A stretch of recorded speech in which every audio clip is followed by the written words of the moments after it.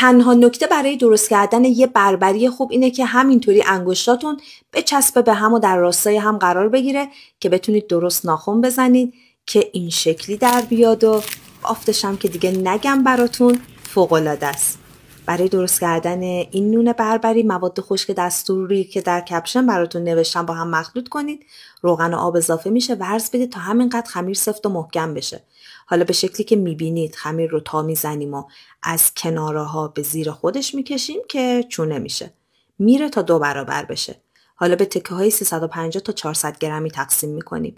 مجدد به شکل تا زدن ابتدا خمیر رو 2 تا میزنم، بعد با کناره دست میکشم زیر خودش تا حسابی سفت و محکم بشه و چونه میکنم. وقتی چونه ها 2 برابر شد روی سطح کار آرد برنج میزنیم. روی خمیر یا رومال بربری رو میزنید یا مثل من آب اسپری میکنید. انگشتاتون میچسبه به هم، انگشتای 2 تا دست در راستای هم قرار میگیره. به بالا و پایین فشار بدید که خمیرتون رو ببره. یهو میرید زیر خمیر رو میارید بالا، یه تکون میدید، بازش میکنید، میذارید روی کاغذ کوکینگ لاینر. مجدد بعد خمیرتون استراحت کنه تا حسابی توپل بشه. اینم از ترکیب سبزیجات و معطر و کنجد و خشخاش که مجدد که آب اسپری کردم روی خمیر میزنیم و میره برای پخت. بعد از خوردن این بربری احتمالاً انگشتاتون هم باهاش میخورید. مواظب باشید. نوش جونتون.